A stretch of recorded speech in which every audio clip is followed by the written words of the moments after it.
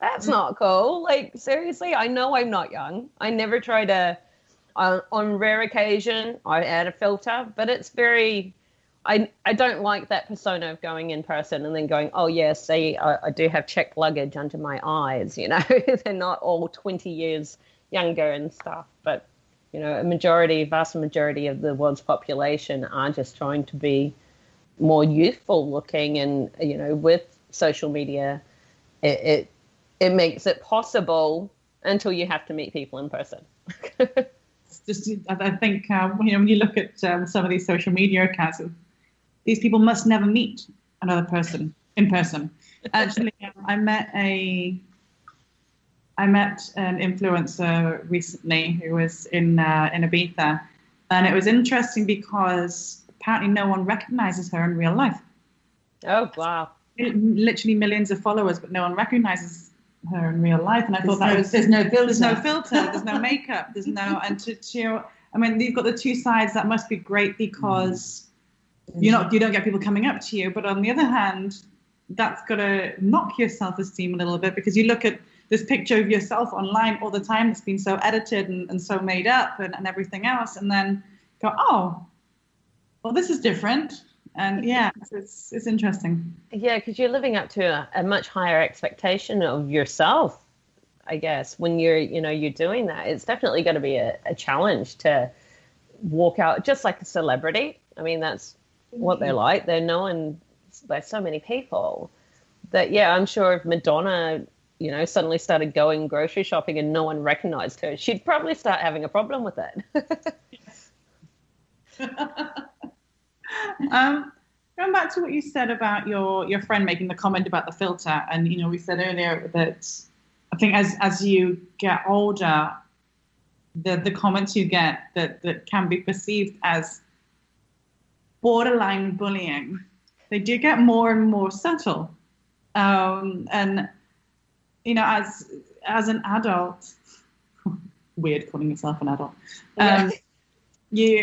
You are a little bit more balanced. You do have more experience. You tend not to take comments to heart quite as much. But there are occasions when repeated small backhanded comments, and I think particularly in a very fast-paced industry where you do question yourself. Everything that's question yourself a lot. That's not what I was, but it's you're up there with a lot of very experienced people all the time, and when you're first making your way in and you may be lacking confidence, and if you're experiencing this, it can be. Is it undermining your kind? Is that kind of yeah? How perhaps if it's repeated, I think, isn't it? So the chipping away of someone. Yes. And I guess it's that kind of, because bullying just covers such a wide umbrella, doesn't it? Yeah, it really does. Kind of that chipping away of someone's self-esteem in a sense. Which absolutely is. Which after time, after a lot of time, can really have an effect, even as an adult. I don't know where I was going with that, but I know. I was going to say, what's the purpose of the question? When we first started talking, we were looking at the fact that this does happen outside of the performance side of the industry, and those in the corporate, it's still very prominent. Oh, definitely. And I was just wondering if you could explain any of your experience with that, maybe not necessarily with yourself or what you've seen, and just as an adult, how it does transfer across. So in short, you're wondering like experiences that I've had and or witnessed other people having.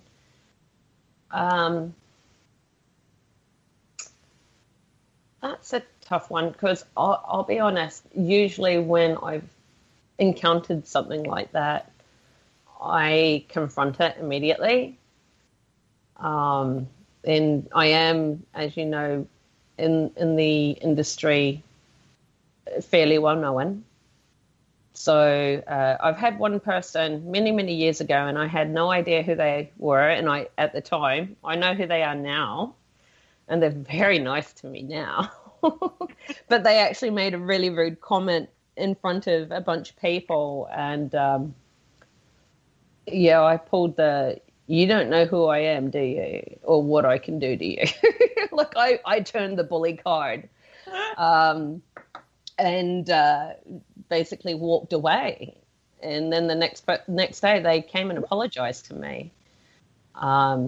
So it was interesting that happened, because, you know, if I had shied down and not kind of stood up to that person, they may have continued to be that way. But this person is today not a personal friend, but is definitely a friendly acquaintance at the trade shows and stuff, and I've never had another problem. But it just makes you question, has that person done similar things to other people? So Jay from Why Not actually was one of the first people I met who gave me sound advice of, you never know who you're speaking to or who they may become.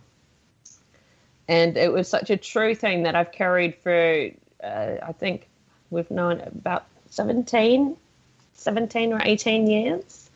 And I've always remembered it, because it's very true. I've met people, you know, I've been involved with things behind the scenes for, like, Clips for Sale example, long time ago, where, you know, JT and stuff like that were entering the industry, and they were all new, and I'd already been around for, like, you know, 10 years.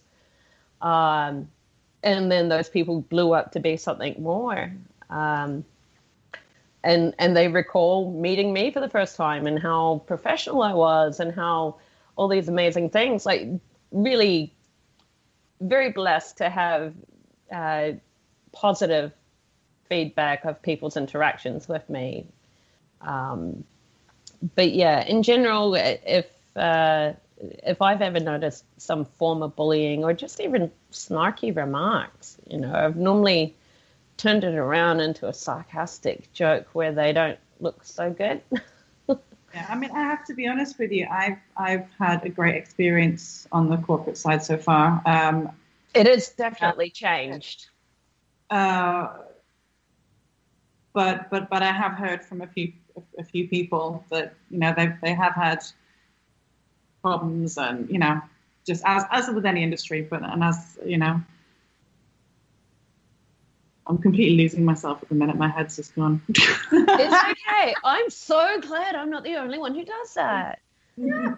But I guess in essence, what I'm hearing really clearly from you, Joe, is that you call it out quite quickly. That you'll do it in a way that maybe is not, you know, you'll just kind of turn it around, and you'll kind of, I want to say, stamp on it. I don't know, that might feel too much of a harsh word, but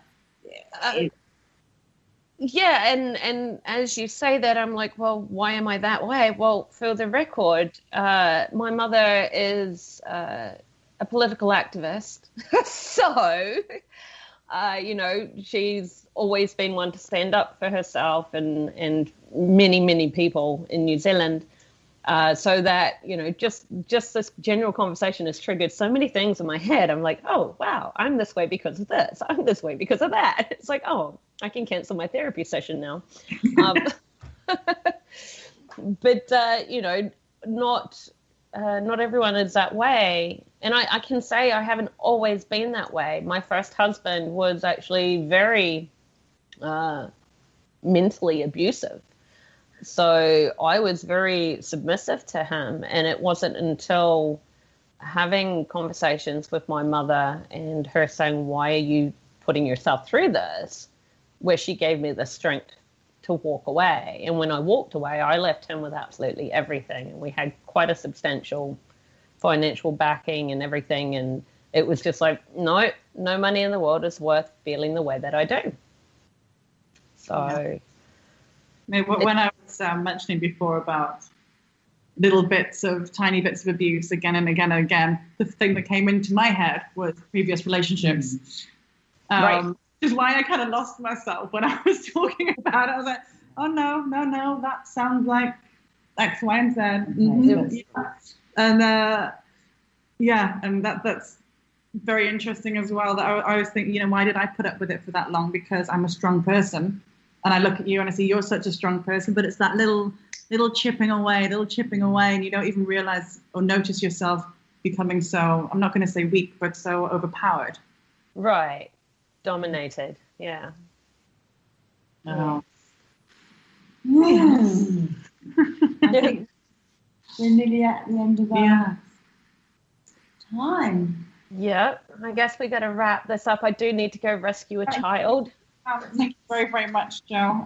It's very much appreciated coming on the show and talking to us when you have a hurricane coming towards you. Yeah, it was a tropical storm, but it's now a hurricane that's heading straight for us. I've managed to go get some canned food and batteries, and all the free swag of battery charging packs are all charging at the wall right now. So not going to lose, the computer and the phones and tablets. So we'll be good. Right, well, Buckle up. Yeah, and all the best. And I'll talk to you soon. All right, you guys take care. Bye-bye. Bye-bye.